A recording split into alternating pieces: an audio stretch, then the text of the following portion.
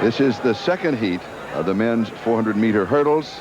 Again, the top two finishers moving through to the finals with the four best other times. Edwin Moses holds the world record. He won the first heat and has moved through to the next round. In this heat, Vimbert is in lane 1. Max Robertson of Great Britain is in 2. Futterknecht is in 3. Sequella is in 4. Edgar Itt of West Germany is in 5.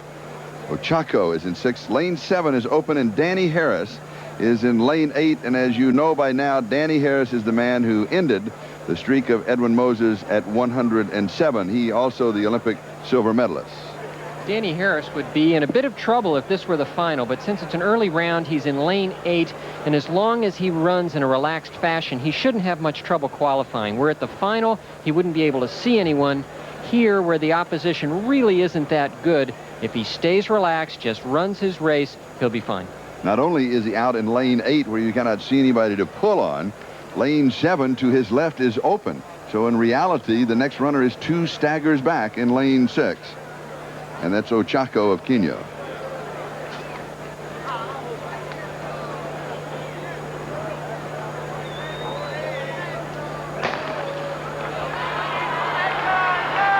One of the ways when you're watching this to see who is leading, of course, is just to pick out like the 3rd or 4th flight of hurdles and see whose leg goes up first going after it. And as you can see now, it is Danny Harris way outside who has the lead.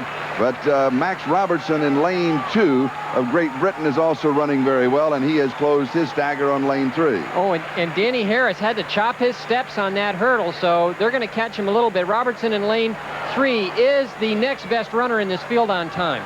Robertson, he's in lane 2, Frank. Oh, lane 2. And outside it is Danny Harris, and now you can see what Danny has done without anybody to pull on. This is basically a blind race, and he still is going to win it by close to 15 meters, with Max Robertson of Great Britain coming in second in the heat in 48.73 unofficial. That is an excellent time. Very good for a heat time, particularly outside in lane 8 and all alone. Danny Harris on the backstretch running along. He chopped, I think it was the 5th hurdle, and that's what happens in the intermediate hurdles. If you don't run the exact same distance, the exact same number of steps in between the hurdles, you have to chop your steps. There, he chopped a little bit there, and maybe it's the next hurdle coming up. There, you can see him sort of stagger there. He had to pull back a little bit, and he still ran 48.73, which is very, very fast for this race.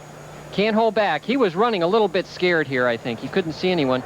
In the stretch, he may look over a little bit, but he doesn't. He just looks for the finish line and runs right straight through. Maybe having to chop his steps on that 5th hurdle told him that he better run hard to the finish. He didn't know where anyone was, and he finally eases up to 48.73.